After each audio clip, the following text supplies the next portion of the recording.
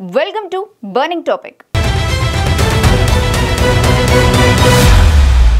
మొత్తానికి తెలంగాణ కాంగ్రెస్ ప్రభుత్వంలో మరో 4 కొత్త కేబినెట్ పోస్టులు అధిష్టానం మంజూరు చేసినట్టు తెలుస్తుంది. అయితే ఇద్దరు మంత్రులకు ఉద్వాసన పలుకుతున్నట్టు కూడా ప్రచారం జరుగుతుంది. అందులో ఒకరు మహిళా మంత్రి కాగా మరో ఉన్నత సామాజిక వర్గానికి చెందిన మగ మంత్రి పేర్లు ఉన్నట్టు ఢిల్లీలో గుసగుసలు వినిపిస్తున్నాయి. అయితే చర్చలు నిన్నటి నుంచి జరుగుతున్నా ఇంకా ఒక కొలికి రాలేకపోవడం, అధికారిక ప్రకటన వెలువడకపోవడంతో తెలంగాణలో ఇప్పుడున్న మంత్రులతో పాటు మంత్రి పదవి వస్తుందని ఆశించిన వారిలో సైతం సస్పెన్స్ తో నరాలు చిట్లిపోయే పరిస్థితి ఉందట. ఢిల్లీలో Telangana CM Revanth, TPCC chief Mahesh కుమార్లతో పాటు ఉత్తమ్ భట్టిలతో అధిష్టానం విడివిడిగా కలివిడిగా చర్చలు జరుపుతోందట. కాంగ్రెస్ వ్యవహారాల కొత్త ఇన్ఛార్జ్ మీనాక్షి నటరాజన్ ఇప్పటికే అధిష్టానానికి తన నివేదిక ఇచ్చిందట. ఎమ్మెల్యే కోట, ఎమ్మెల్సీల విషయంలో కాంగ్రెస్ కు కొత్త ముఖాలను తెరపైకి తెచ్చిన కాంగ్రెస్ సీనియర్లకు కంగు తినిపించిందని టాక్.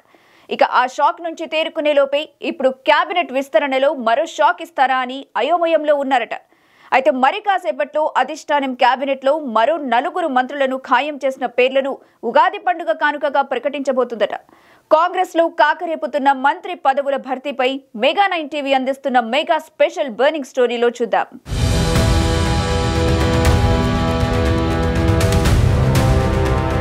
తెలంగాణ కేబినెట్ లో 4 కొత్త మంత్రులను మంత్రివర్గంలోకి భర్తీ చేసేందుకు ఢిల్లీకి అర్జెంటుగా పిలిపించారట తెలంగాణ సీఎం రేవంత్ ని.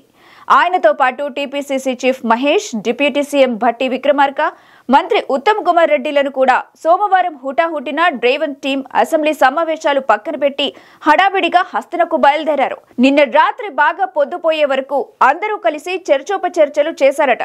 కొత్తగా ఒక 4 మంత్రులను కేబినెట్ లోకి ఎవరిని తీసుకోవాలనే విషయంపై.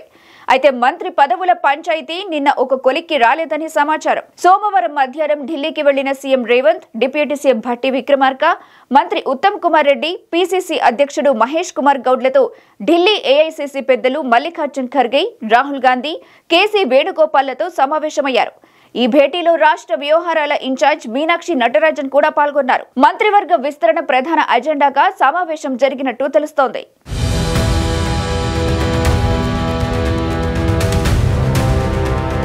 ఇక రేవంత్ సర్కార్ కొలువు తీరి ఇంచుమించు 1.5 ఏడాది కావస్తుంది. కాంగ్రెస్ ప్రభుత్వం 2023 డిసెంబర్లో ఏర్పడిన తర్వాత రేవంత్ రెడ్డి ముఖ్యమంత్రిగా బాధ్యతలు స్వీకరించారు. ఆయనతో పాటు మరో 11 మంది మాత్రమే మంత్రులుగా బాధ్యతలు చేపట్టారు.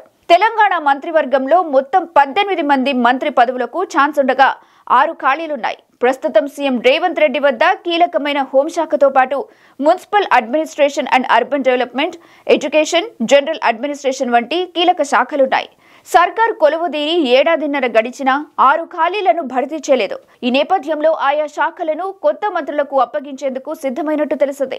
ప్రస్తుతానికి 4 మంత్రి పదవులిచ్చి ఆ తర్వాత మరో 2 తీసుకోనున్నట్టు సమాచారం. అయితే మంత్రి పదవుల రేసులో చాలా మంది సీనియర్ ఎమ్మెల్యేలున్నా ప్రముఖంగా కొందరి పేర్లు మాత్రమే వినిపిస్తున్నాయి.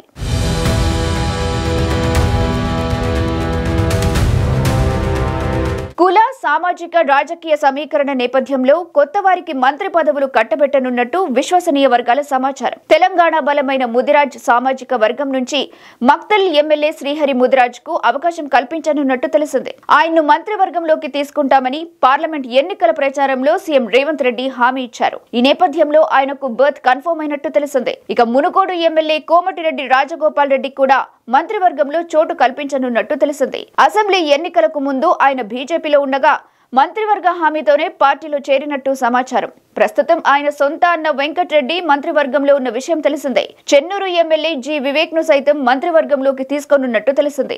ఆయన కూడా మంత్రి పదవి ఆఫర్ తోనే బీజేపీ నుంచి కాంగ్రెస్ గూటికి చేరినట్టు తెలిసింది. ఆ హామీ మేరకు ఆయనకు పదవి పక్కా అనే టాక్ వినిపిస్తుంది. ప్రస్తుతం ఉమ్మడి నిజామాబాద్ జిల్లా నుంచి ఒక్కరికి కూడా మంత్రివర్గంలో స్థానం కల్పించలేదు. దీంతో జిల్లాకు చెందిన మాజీ మంత్రి బోధన్ ఎమ్మెల్యే పి సుదర్శన్ రెడ్డిని మంత్రివర్గంలోకి తీసుకోవాలనుకుంటున్నారట. ఈ మేరకు సీఎం అధిష్టానం వద్ద ఆయన పేరును ప్రతిపాదించినట్టు తెలిసింది. కాగా ఏఐసీసీ పెద్దలతో భేటీ అనంతరం పీసీసీ అధ్యక్షుడు మహేష్ కుమార్ గౌడ్ మీడియాతో మాట్లాడారు. మంత్రివర్గం విస్తరణపై చర్చ జరిగిందని, త్వరలోనే భర్తీ ఉంటుందని అన్నారు.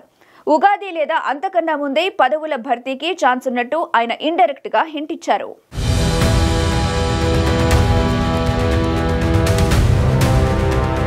ఇప్పటికే తెలంగాణ సీఎం అయ్యాక ముఖ్యమంత్రిగా రేవంత్ రెడ్డి ఢిల్లీకి వెళ్లడం ఇది 40వ సారి.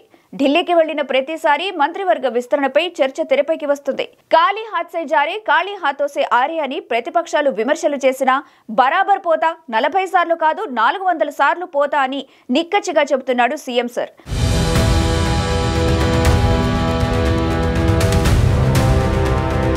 అయితే అన్నిసార్లు ఢిల్లీకి పోయినా ఆయన్ను అధిష్టానం దూరం పెడుతోందని చేస్తున్న ప్రతిపక్షాల విమర్శలకు జవాబుగా ఔర్ ఇక దక్క ఈసారి పక్కాగా కేబినెట్ భర్తీ చేయబోతున్నామని టీపీసీసీ చీఫ్ మహేష్ తో మీడియాకు చెప్పించాడు సీఎం రేవంత్.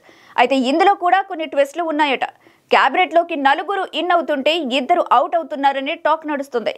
ఇన్లో పైన చెప్పిన పేర్లుండగా అవుట్లో అయితే ఒకరు మహిళా మంత్రి కొండా సురేఖ, మరొకరు జూపల్లి కృష్ణారావు అని కూడా టాక్ వినిపిస్తుంది. ఇక వీరిద్దరి స్థానాల్ని ఎమ్మెల్సీగా మొన్న గవర్నర్ కోటాలో ఎన్నికైన విజయశాంతి పేరు కొండా సురేఖ స్థానంలో భర్తీ చేయాలని, అలాగే జూపల్లి స్థానంలో అదే సామాజిక వర్గానికి చెందిన మంచిర్యాల ఎమ్మెల్యే ప్రేమ్ సాగర్ రావులను భర్తీ చేస్తారని కూడా ప్రచారం జరుగుతుంది. అయితే మంత్రివర్గంలో తనకు పక్కాగా ఛాన్స్ ఉంటుందని ఆశిస్తున్న చెన్నూరు ఎమ్మెల్యే వివేక్ వెంకటస్వామికి ఈసారి బర్త్ దొరికినా లేదా ఇంకో దఫా 2 మంత్రి పదవులు భర్తీ చేసే వరకు ఆగాల్సిందేనా? అదే కోవలో ఇప్పటికే రెడ్డి, బీసీ సామాజిక వర్గాల అంశాలు తెలంగాణలో కొత్త పంచాయతీ నడుస్తుండగా రెడ్డిలిద్దరికీ ఒకేసారి మంత్రి పదవులు కేటాయించకపోవచ్చని తెలుస్తోంది.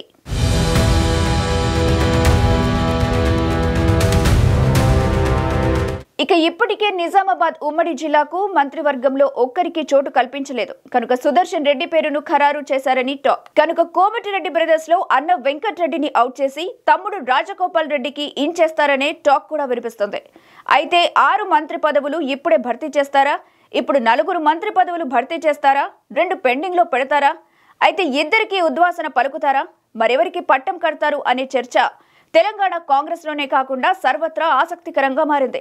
అయితే ఉగాది పండగకి ముందే కేబినెట్ భర్తీ జరుగుతుందని నిన్నటి చర్చల సారాంశం. తీపి చెడుల కలయిక అయిన ఉగాది పచ్చడి ఎవరికి తీపి కబురు, ఎవరికి చేదు కబురు చెబుతుందని మాత్రం అంత హాట్ టాపిక్ గా చర్చ జరుగుతుంది. ఇక 6 పదవుల కోసం పోటీ పడుతున్న 10 మంది ఎమ్మెల్యేలను జిల్లాల ప్రాతినిధ్యం, సామాజిక వర్గాల ప్రాతినిధ్యంతో పాటు కమిట్మెంట్లు ఎలా భర్తీ చేస్తారో కొన్ని గంటలు వేచి చూడాల్సిందే.